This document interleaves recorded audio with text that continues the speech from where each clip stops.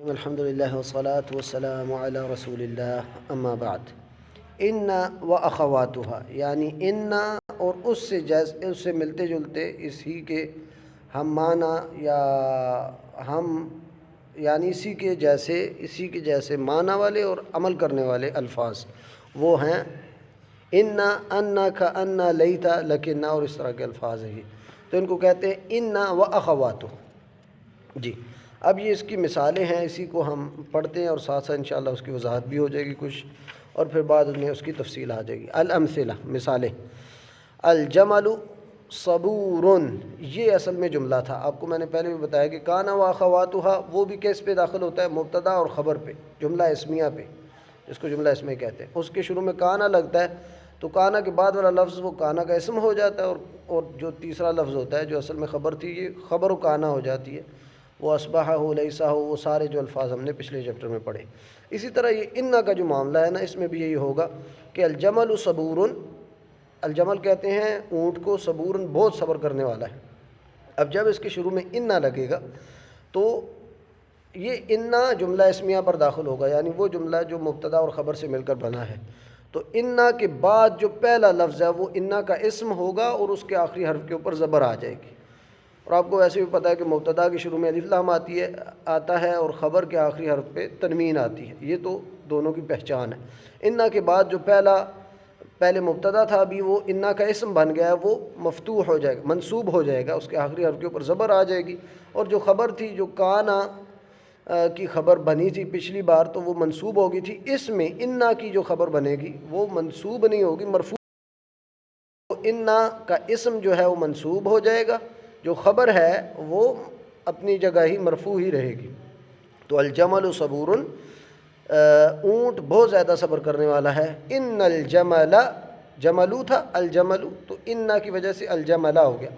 ان الجمل صبور، کہ بے شک، اس میں بے شک کے تاکید کے معنی ہوتے ہیں کہ بے شک اونٹ بہت زیادہ صبر کرنے والا ہے۔ اسی طرح الحرم قدیم، الحرم کا مطلب وہ پیرامڈز جو پڑے ہوئے ہیں مصر میں، جس کو احرام مصر بھی کہا جاتا ہے، تو حرم کی جمع احرام۔ تو حرم وہ پیرامڈز جو ہیں قدیم، بہت پرانے ہیں یا بہت پرانا ہے۔ ان الحرم قدیم، بے شک وہ حرم یا پیرامڈ بہت پرانا ہے۔ تو ان کا یہ عمل ہوا۔ اچھا، ان سے ملتے جلتے اور الفاظ اور یہی عمل جو کرتے ہیں وہ پہلا لفظ ہے ان اور اس کے بعد ان۔ اب ان اور ان میں فرق کیا ہے وہ بھی میں اس جملے میں آپ کو سمجھاتا ہوں۔ پہلی جملہ کیا تھا؟ الامتحان قریب، امتحان قریب ہے۔ اچھا، اب یہ ان کا جو ہے معاملہ تھا وہ ان جملے کے شروع میں آئے گا۔ مختصر میں آپ کو صرف بتا رہا ہوں، اس میں اور قواعد ہیں لیکن مختصر یہ ہے کہ ان شروع میں حمزہ کی زیر کے ساتھ جو آئے گا وہ جملے کے شروع میں آئے گا، اور ان جو ہے حمزہ کی زبر کے ساتھ وہ جملے کے درمیان میں آئے گا۔ یہ آپ نے یاد رکھنا ہے بس۔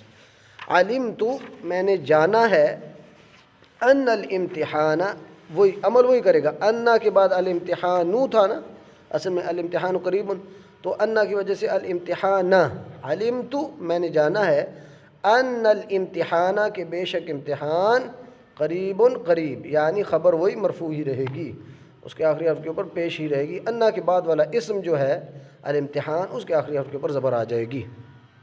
اچھا، الزہرۃ ناظرۃ، الزہرہ کہتے ہیں پھول کو، ناظرۃ تر و تازہ ہے، پھول تر و تازہ ہے۔ یسرنی، یہ بات مجھے اچھی لگتی ہے یا یہ بات مجھے پسند ہے، ان الزہرۃ، کہ پھول، ناظرۃ کھلا ہوا ہے یا تر و تازہ ہے۔ تو یہ اس طرح ان کا استعمال ہے۔ اسی طرح الکتاب استاد، کتاب استاد ہے۔ اچھا، اب ان اور ان کا ہم نے لفظ پڑھ لیے، دونوں تاکید کے لیے آتے ہیں، اس میں بے شک کا معنی کر لیں یا کوئی بھی تاکید کا لفظ استعمال کیا جائے اس کے معنی میں۔ اور اس کا عمل بھی آپ نے دیکھ لیا کہ ان کے بعد والا جو لفظ ہے وہ اس کا اسم کہلائے گا اور اس کے آخری حرف کے اوپر زبر آ جائے گی اور خبر اپنی جگہ پہ ہی رہے گی، یعنی اس کے آخری حرف کے اوپر پیش ہی رہے گی۔ الکتاب استاد۔ اب ایک اور اسی سے ملتا جلتا، ان سے ملتا جلتا کأن لفظ ہے۔ کأن یہ تشبیہ کے لیے آتا ہے، کسی کے ساتھ تشبیہ دینے کے لیے کہ فلاں فلاں جیسا ہے، تو اس کے لیے کأن استعمال ہوتا ہے۔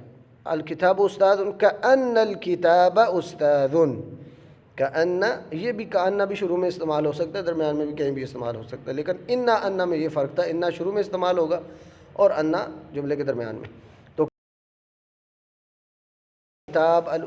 کتاب استاذ، گویا کہ کتاب استاد ہے۔ تو کأن نے بھی وہی عمل کیا کہ اپنے بعد آنے والا جو اسم تھا الکتاب، اس کے آخری حرف کے اوپر زبر آ گئی کأن کی وجہ سے، تو ہم کہیں گے اسم کأن منصوب۔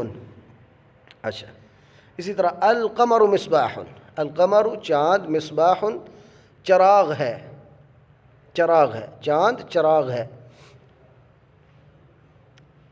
یا روشن ہے، یہ بھی کہہ سکتے ہیں چاند روشن ہے۔ کأن القمر مصباح، گویا کہ چاند روشن ہے یا چراغ۔ ابھی وہی کام کیا، کأن کے بعد والا جو لفظ ہے اس کے آخری حرف کے اوپر زبر آ گئی قمرہ، کأن القمر مصباح۔ الاثاث قدیم، الاثاث کہتے ہیں گھر کا جو سامان ہوتا ہے، الاثاث قدیم گھر کا سامان پرانا ہے۔ البیت جدید لیکن، اچھا یہ لیکن کا جو لفظ ہے یہ بھی انا انا کأن جیسا ہی عمل کرتا ہے، یعنی لیکنہ کے بعد، اچھا لیکن اور لیکنہ میں فرق ہے وہ انشاءاللہ ہم بتائیں گے، ادھر لیکنہ ہم پڑھ رہے ہیں تو لیکنہ کے بعد جو لفظ آئے گا اس کا بھی وہی عمل ہوگا جو انا انا کا انا کا ہوا ہے، کہ اپنے بعد آنے والے اسم کو اس کے آخری حرف کے اوپر زبر آ جائے گی۔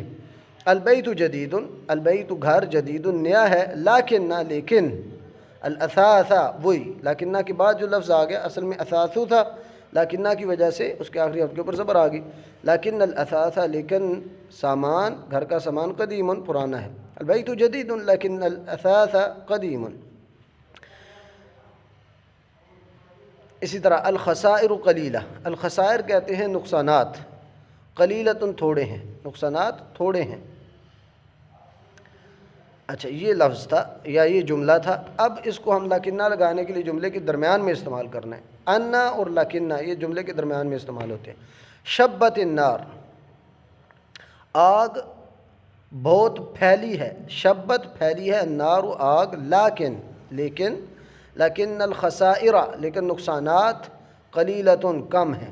تو الخسائر لیکنہ کا اسم تھا، اس لیے اس کے آخری حرف کے اوپر زبر آ گئی، لیکن الخسائر قلیلہ۔ شبت النار لیکن الخسائر قلیلہ۔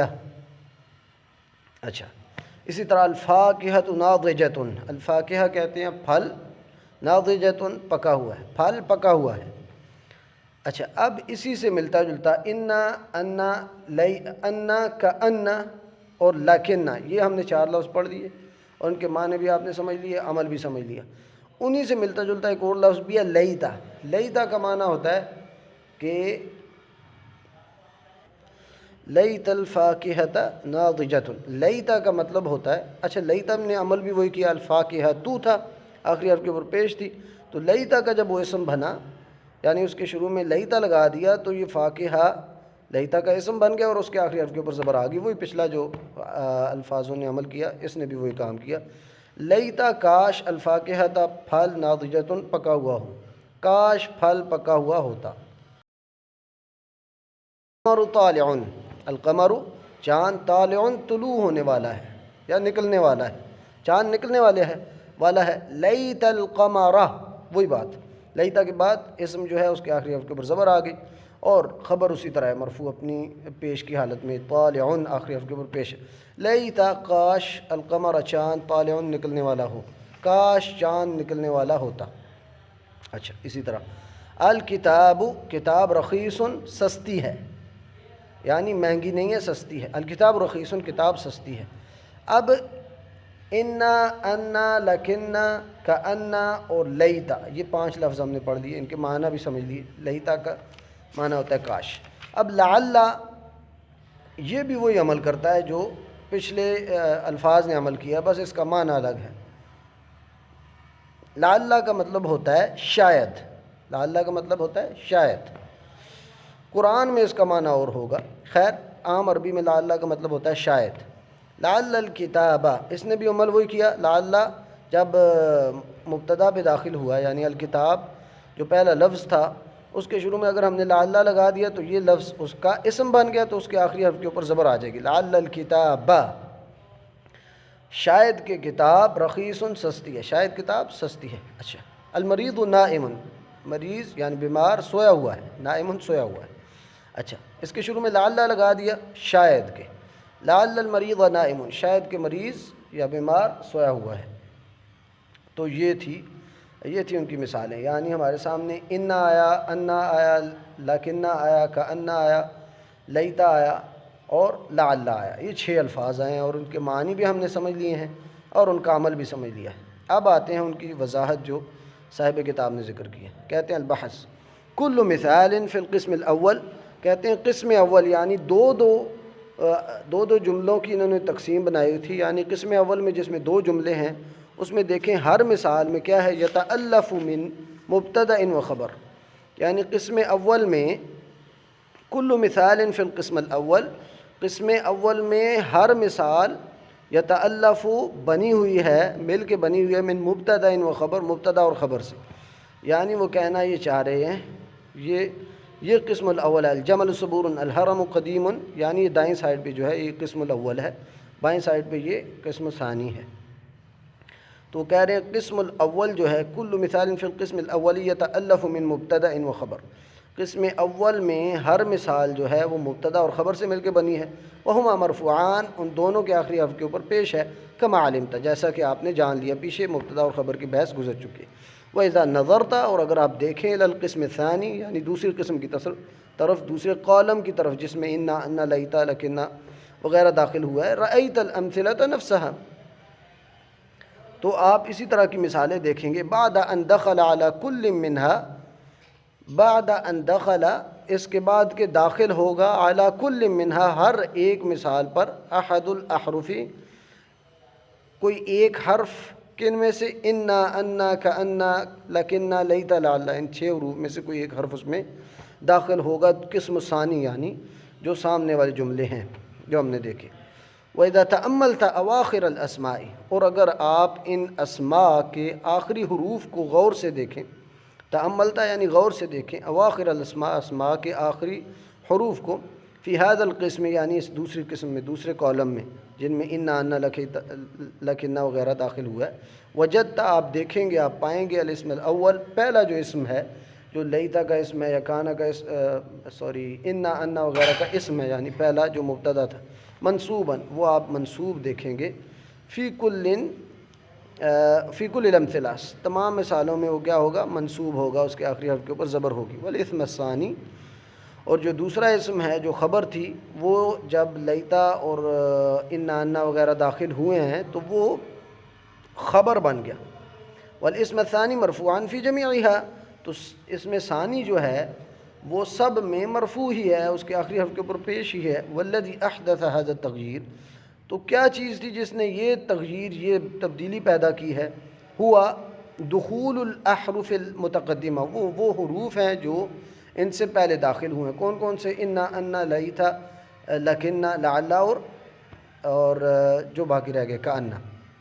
فهذه الاحرف، تو یہ جو حروف ہیں، اذن تدخل علی المبتدا والخبر، تو یہ حروف جو ہیں کس پہ داخل ہوتے ہیں، مبتدا اور خبر سے ملے ہوئے جملے پر، یعنی جسے جملہ اسمیہ کہا جاتا ہے۔ فتنصب الاول، تو وہ پہلے اسم کو نصب دیتے ہیں، اس کے آخری حرف کے اوپر زبر آ جاتی ہے اس کی وجہ سے، وہ یسمى اسمہا، تو وہ اس کا اسم کہلاتا ہے۔ ہم کہیں گے لیت الجو، تو ہم کہیں گے جو اسم لیتا، تو اسی طرح دیگر بھی، وہ یسمى اسمہا۔ وترفع ثانیہ، تو دوسرا جو اس کا لفظ ہے اس کو مرفوع بناتے ہیں، ویسمى خبرہا، وہ اس کی خبر کہلاتا ہے، جیسا کہ ہم نے دیکھا لیت الجو باردن، تو باردن جو تھا وہ خبر لیتا ہے اور مرفوع ہے، اس کے آخری حرف کے اوپر پیش ہی ہے۔ یہ کانا کے مخالف ہے، کانا میں کیا تھا، خبر منصوب تھی، یعنی اس کے آخری خبر کے اوپر زبر آتی تھی، تو اس میں انا واخواتھا میں اسم کے اوپر زبر آتی ہے، یہ آپ نے غور رکھنا ہے اس بات کا۔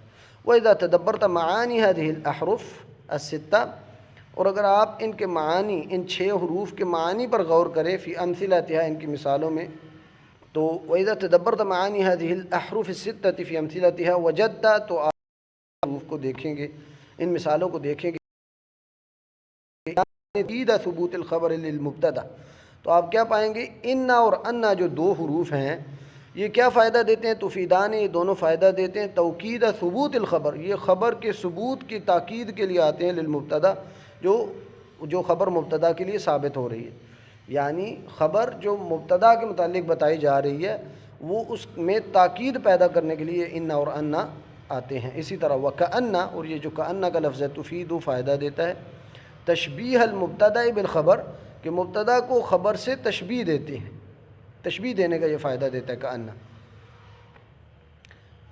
جیسے یہ مثال آئی تھی کأن القمر مصباح، اب چاند چراغ نہیں ہوتا لیکن چاند کو مصباح سے ہم کیا دے رہے ہیں؟ تشبیہ دے رہے ہیں، کأن القمر مصباح، یہ بات چل رہی تھی۔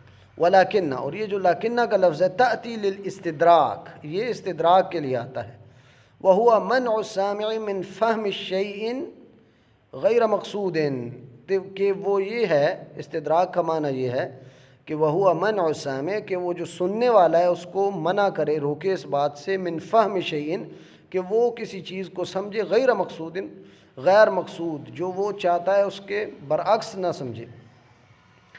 تو جیسے کہا گیا تھا البیت، مثال کے طور پر یہ اوپر مثال ہے، لیکن البیت جدید، گھر نیا ہے، لیکن الاثاث قدیم، لیکن اس کا سامان جو ہے وہ پرانا ہے، تو اس میں ایک الٹ معنی ہوتا ہے، ایک استدراک کا معنی ہوتا ہے۔ اچھا، ولیتا، لیتا کا جو لفظ ہے تدل علی تمنی حصول الخبر، لیتا تدل دلالت کرتا ہے، معنی دیتا ہے علی تمنی، ایک تمنا کا، حصول الخبر، خبر کے حصول، یعنی جو خبر ہے اس کے حصول کی تمنا کا معنی اس میں پایا جاتا ہے لیتا میں۔ ولعل، اور لعل کا جو لفظ ہے تدل دلالت کرتا ہے، معنی دیتا ہے علی رجاء وقوعہ، کہ وہ اس خبر کے وقوع ہونے، اس کے ظاہر ہونے کی امید کے لیے یہ استعمال ہوتا ہے۔ والتمنی یکون عادۃ لامر بعید الحصول، اب یہ دونوں کا معنی، دونوں میں فرق بتا رہے ہیں کہ لیتا اور لعل میں فرق کیا ہے۔ لیتا میں کیا ہوتا ہے؟ تمنا ہوتی ہے، اور لعل میں کیا ہوتی ہے؟ امید ہوتی ہے، اور تمنا اور امید میں کیا فرق ہے وہ یہ بتا رہے ہیں۔ والتمنی یکون عادۃ، تمنی کیا ہوتا ہے؟ وہ عادۃ لامر، ایسے معاملے کے متعلق ہوتی ہے، بعید الحصول، جس کا حاصل ہونا بہت بعید ہوتا ہے، یعنی قریب قریب ناممکن چیز ہوتی ہے، اس کی تمنا کی جاتی ہے۔ اما الرجاء، لیکن وہ جو امید والا معاملہ ہے، فیکون عادتاً، یہ عادتاً ایسا معاملہ ہوتا ہے فی الامور القریبۃ الوقوع، جن کا ہونا ممکن ہو، تو جو ایسے معاملات جن کا ہونا ممکن ہو ان کے لیے امید اور لعل کا لفظ ہوگا، اور جو ناممکن ہے تقریباً چیزیں ان کے لیے تمنا کا لفظ ہوگا، لیتا، جیسے قرآن میں آتا ہے لیتنی قدمت لحیاتی، یا لیتنی قدمت لحیاتی، اس طرح کے الفاظ آتے ہیں، تو وہ تمنا ہوگی آخرت والدن کافروں کی۔ اس کے بعد آ جاتا ہے قاعدہ، قاعدے میں کہتے ہیں ان وان وکأن ولکن ولیت ولعل، یہ 6 حروف تدخل علی المبتدا والخبر، یہ کس پہ داخل ہوتے ہیں؟ مبتدا اور خبر سے بنے ہوئے جملے، یعنی جسے جملہ اسمیہ کہا جاتا ہے اس پر یہ داخل ہوتے ہیں۔ فتنصب المبتدا، جو مبتدا ہے یہ اس کو نصب دیتے ہیں، یعنی اس کے آخری حرف کے اوپر زبر آ جاتی ہے ان کے داخل ہونے کی وجہ سے۔ وَيُسَمَّى اسمہا، اور وہ پھر ان کی اسم کہلاتے ہیں، یعنی ان الخبر، تو ہم کہیں گے خبر جو ہے یہ اسم ان ہے، منصوب ہے، یعنی اس کے آخری حرف کے اوپر زبر ہے۔ وَتَرْفَعُ الخبر، اور پھر یہ الفاظ جب داخل ہوتے ہیں جو خبر ہوتی ہے مبتدا کے بعد وہ مرفوع ہی رہتی ہے، وَيُسَمَّى خبرها، پھر ان کو کہا جاتا ہے یہ انا کی خبر ہے، یہ کأنا کی خبر ہے، تو یہ اس کی خاص خبر بن جاتی۔ تو یہ تھی اس کی نص اور اس کی وضاحت۔ اب آتے ہیں انشاءاللہ ان کی تمرینات کی طرف، انشاءاللہ یہ ہم اگلی ویڈیو میں کریں گے۔